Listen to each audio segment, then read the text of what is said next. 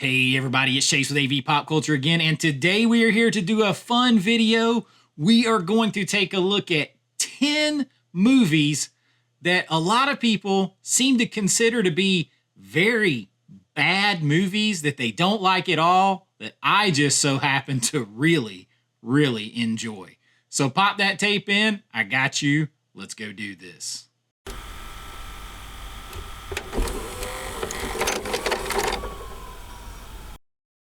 All right, so first of all, these aren't any kind of really ranked order. It's just 10 movies. I kind of got this idea because I was talking about one of the movies on this list recently, and people were like, how can you like that movie? You call yourself a filmmaker and you like that movie. That movie stinks. That movie sucks. What are you talking about? You don't know anything. Yeah, movies are totally subjective, y'all. They're art. They're, some people consider them bad. Some people consider them good. It doesn't really matter what you like, what you don't like. But these are ones that I recognize that it seems like I'm in the minority for the most part as far as liking. One of them in here I take really big exception with. But, whether you like them or not, that's irrelevant. These are ones that people just pound on me for liking and stuff. So I just decided to put them together in a list. And the first one up, I don't really have these ranked. The first one up is Cowboys and Aliens. Now, I picked up this 4K. It's Kino Lorber 4K. I actually got this through Grindhouse Video because I was making a big order and they had it discounted. I ended up getting this brand new with the slip for 15 bucks. Now, it is just a AI upscale. Kino's been cutting corners. If you guys follow me, I talked about that. They've been cutting corners on their 4K. But y'all, this one, Daniel Craig, Harrison Ford, who's my favorite all-time actor. You got Jon Favreau is behind this, right? So you can blame him, I think. But you have tons of recognizable faces in this. You have a supporting cast. Here we go. Of Clancy Brown, Keith Carradine, Walton Goggins, Sam Rockwell. You have a lot of people in this movie, and I don't even think that's all, right? Ron Howard is one of the producers on this. Brian Grazer. This thing is kind of loaded. It's also executive produced by Steven Spielberg. Pretty big names. Olivia Wilde is in this. So it has a lot behind it, and it kind of has the Ancient Aliens type theory. I love that show. I was an old history teacher. I have a history degree to go along with all my others that I don't really use. And I really enjoy watching Ancient Aliens on TV. This kind of has that in there, that kind of concept that aliens were here in the past and all that stuff. I just think it's fun. It's ridiculous. You can't take it too seriously. I enjoy it. I know a lot of people hate it. I actually have fun with it. Now, next one on the list are, like I said, not ranked. This is the one I'm ready to fight over. This is the one that I will stand my ground, and if you say this is a bad movie, I will fight you and tell you you are wrong. You are wrong. I will defend this one 100% because I love Roger Corman. Galaxy of Terror. I did the review on this, and so many people are like, that movie sucks. Why are you even talking about that movie? Because I think it's awesome. I grew up on B movies, 80s low budget horror, straight to video, sci-fi type stuff. I have a lot of nostalgia for it. I love how Roger Corman, he's like, oh, it's going to cost them $50 million to make Alien. Give me $500,000 and a box of rubber bands and some chicks in underwear, and we'll get it done. I love that kind of thing. I mean, you got Sid Hagen here. You have James Cameron and Bill Paxton. This is basically James Cameron's first real director's job. He was the second director on this and second unit. He ended up doing most of it. So you have Bill Paxton working behind the scenes. It's an Alien ripoff. It's got your requisite Roger Corman TNA. I'll fight you. This is the kind of movie I grew up on. I enjoy this a whole lot. So Galaxy of Terror, it's on this list because I took so much heat and so many people complaining about it when I did the 4K review. I really enjoy Galaxy of Terror. Awesome 4K here. Great job. I have fun with it. So Galaxy of Terror on this list. Next up is one that I recognize as a bad movie. It's a bad movie, but I enjoy it. It borders into the so bad it's good because it's self-aware. It knows it's a spoof. It knows it's goofy as shit. I am talking about Baywatch with The Rock, Zac Efron, and Alessandra Daddario. So, this movie knows that it's stupid. It calls out, like, why are lifeguards solving crimes and all this kind of stuff. They call out the stupidity of it. Just everything. It's all purposely tongue in cheek. I think a lot of people that just hate it take it seriously. The whole show was crazy. They got lifeguards disarming nuclear bombs and all this kind of stuff. This is straight up just batshit crazy, but it's self-aware. You have beautiful Alessandra Daddario and others running around in itty-bitty bikinis. You have funny situations in here where the guy gets stuck in the chair. Let's just say that. This movie, to me, is just mindless ridiculousness, and the extended unrated cut has a little bit more stuff in it. But I think it's okay because it's stupid, but it knows it's stupid, and it's happy with that. So I just have fun with it. Is absolutely stupid. I can't even think of a good word. It's ridiculous and stupid. It's stupid, but it is fun and a mindless good time. Baywatch. Now the next one I reviewed is pretty recent, from Vinegar Syndrome, and a lot of people thought it was stupid. I had my friends Chance and Jen. They came over, watched this with us. The funny thing about this movie is it goes back and forth between taking itself seriously and knowing that it is not serious. And I'm talking about Blood Tracks. This movie's fun, y'all. This is fun. I actually really like this part, this front cover of the guy that looks like he's got leprosy or something. I mean, this is like people set out, they're like, man, we could make Hills Have Eyes. Let's throw in an 80s band, more nudity, more disjointed explanations and logic sequences and stuff like that. It's fun. A group goes out to film a music video in a ski town kind of thing, an isolated ski town, and then it basically becomes The Hills Have Eyes from that point on. It's ridiculous, y'all.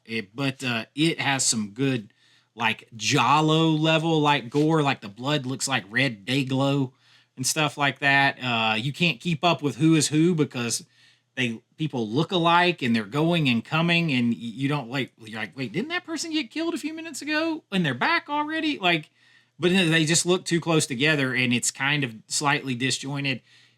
It all has charm to it, and we had so much fun watching it. And you got the band Blood Tracks, y'all. It's fun. It's just fun. It's stupid fun. So I don't see how you hate on things that are just fun. And so for that reason, Blood Tracks is on the list. But people hated on me for saying that I had fun with it. So there you go. The next one up is another one I'm ready to fight you on, because this is the Broken Lizard. Like they did a bunch of movies. I quote this movie all the time. I think this movie is another redonkulous fun movie. Beerfest. It was the greatest beer in all the world. It was the greatest beer in all the world. I all the time with my kids, they'll be like, "Why'd you do that?" And I'll be like, "'Cause I'm the greatest in all the world." It's just totally mindless. But they have, first of all, I love like German stuff. I love the Germany Pavilion at Epcot, beer, all that kind of stuff. It's fun. The whole concept of Beerfest, and then them having the drinking games. That is so much fun to me. And then they're rocking it out to AC/DC's "Have a Drink on Me." Like, there is nothing that isn't fun and just over the top ridiculous about Beerfest. And when I mention it to people, they're like, "Oh, that's a stupid movie, though." I'm like, "No, it's okay that it's stupid and fun."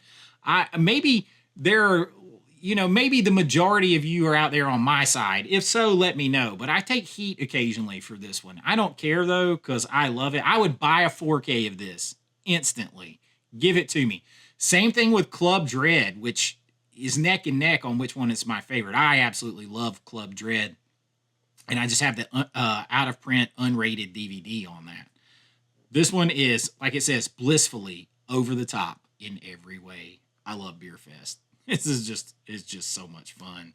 Of course, if you don't know what it's about, they try to compete in this Beerfest to keep their grams, beer recipe and put the beer out. You got Donald Sutherland in a hilarious video will in this movie where he's just drinking beer and then he just pulls the plug on himself. It's absolutely ridiculous.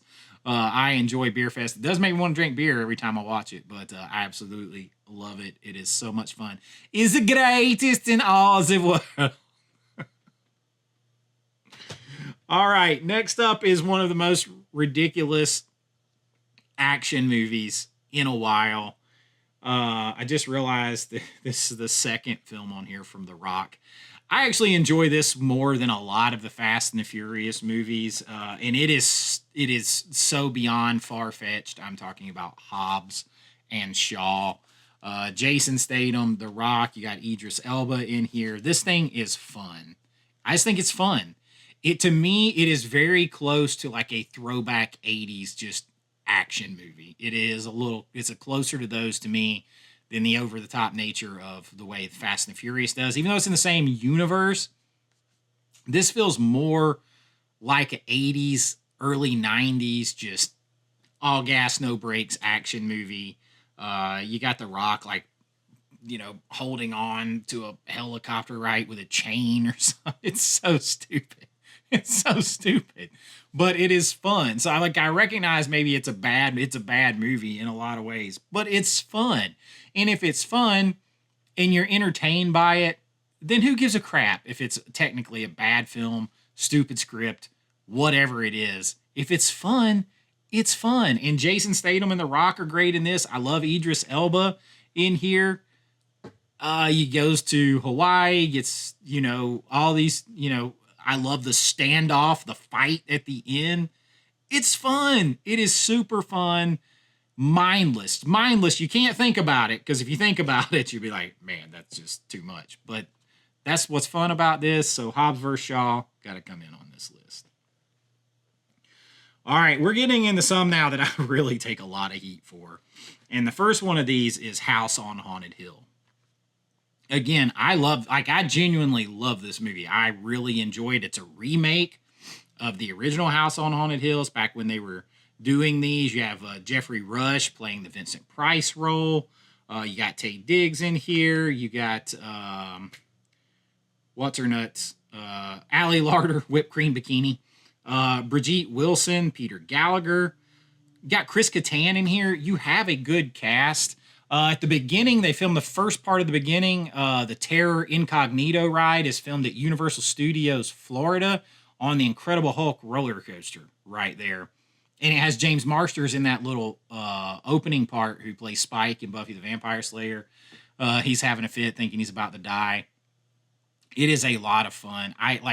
This is one I would also buy on a 4K. It suffers from a little bit of CGI, but this is genuinely scary and creepy in some parts too. I mean, they're locked in this haunted asylum, and to me, it's kind of actually pretty creepy and scary in some parts, and I think it's a fun ride. I really do. I think it's a good homage. I think it's better.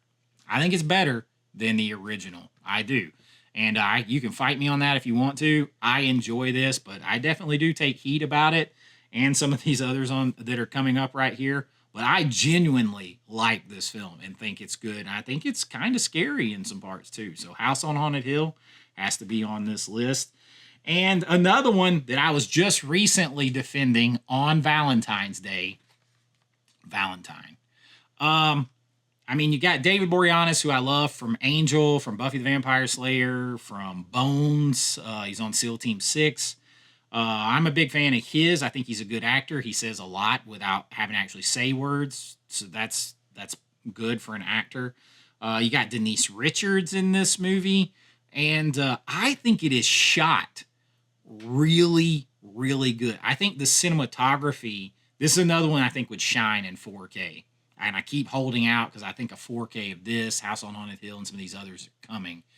This was shine in 4K because the cinematographer, the way this was shot, the way it was directed, this will look really good in 4K. They knew what they were doing. It's a bit elevated from a cinematography standpoint that a lot of other slashers. And yeah, there's maybe some things like, why does the killer get a nosebleed? And people complain, oh, it's such a weak reason. The movie, the killer has such a weak reason for being a killer. And then I look at Scream, and basically it's because his mom cheated with the dad, like somebody else's dad, and that's the whole reason you're going to become a killer. And you want to dog cuss this thing for its motive behind a killer. Motives are irrelevant. I mean, there's plenty of serial killers out there that have no motive at all. So you never know what could set somebody off. So, like, that's a very weak sauce argument, in my opinion. I think it's fun. You got Katherine Heigl in here briefly. A lot of fun. I Will Fight. I think this is a good movie. I think it's very underrated as a slasher. It's okay if you don't think so. Everybody's entitled to be wrong sometimes. But I have a lot of fun with Valentine, and if I get a 4K of it, I'm going to buy it. So it comes in on the list. Now, the next one is a comedy, and I didn't realize that people thought this movie was so stupid and a bad movie or whatever until recently either, because I have always enjoyed it, and the older I get, the more I relate to it, and the more I enjoy Wild Hogs.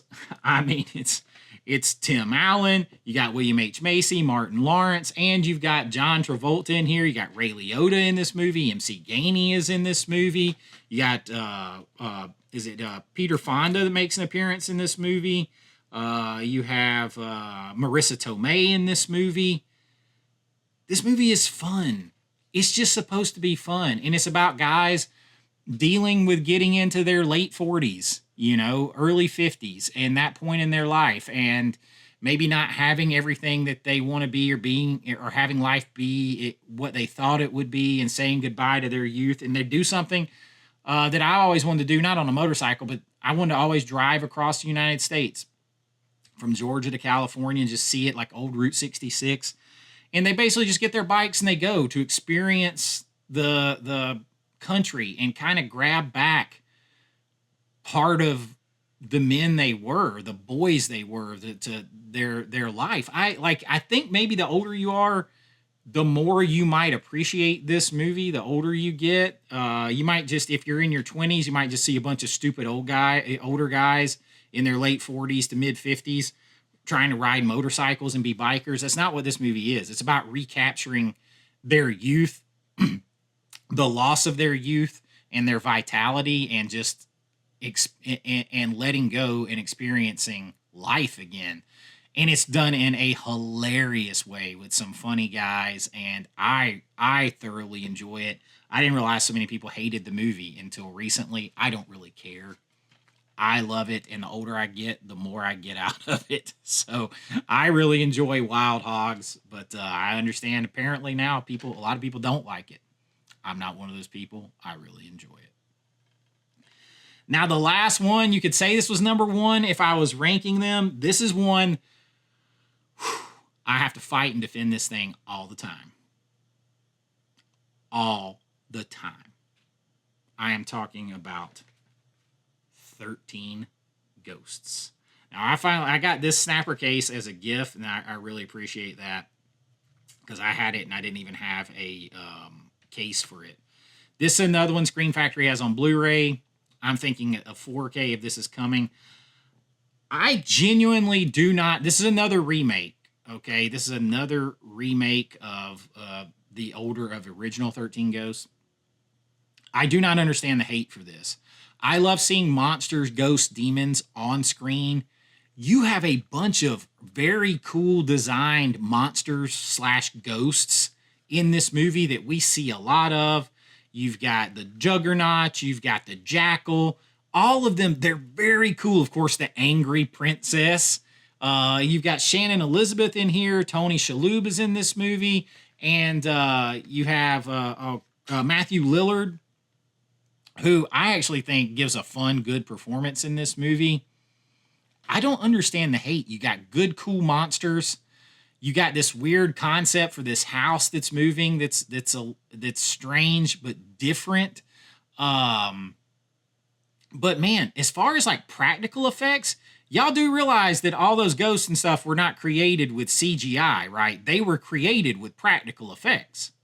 I mean, they might have had some CGI stuff done to them or some clever cut edits and flash edits and all that kind of stuff. They might have had that done, but the makeup work on those is practical effects. So I don't understand the hatred for that. Like, that is mostly practical stuff there.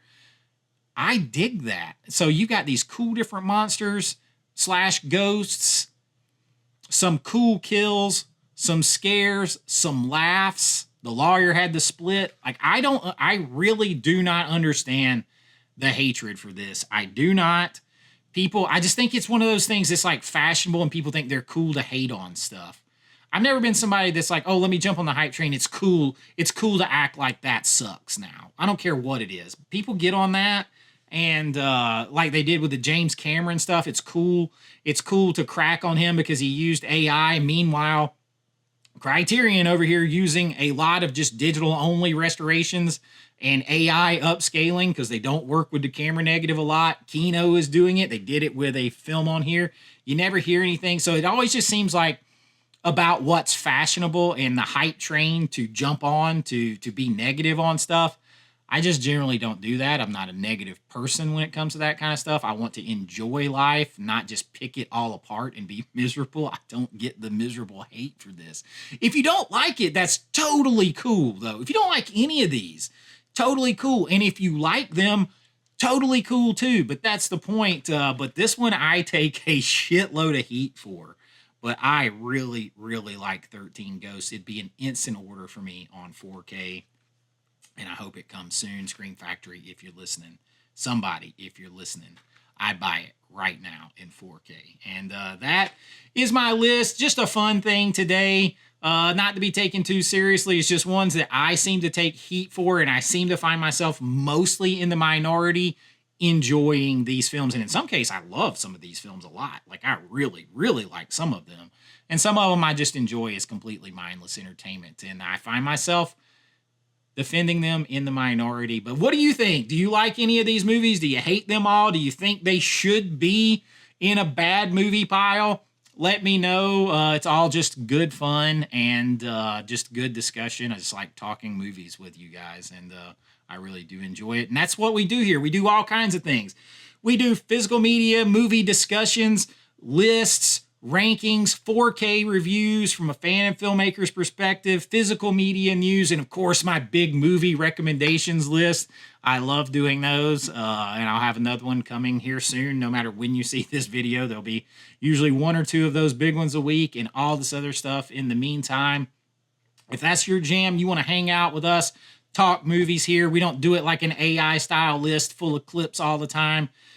We're here to talk about movies and hang out together. If that sounds like something you're into, please like and subscribe. It really helps out the channel.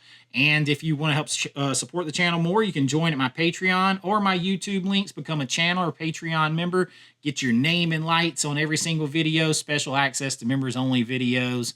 My filmmaking and so much more. And I really do appreciate it. But until next time, be kind, rewind like always. This is Chase with AV Pop Culture.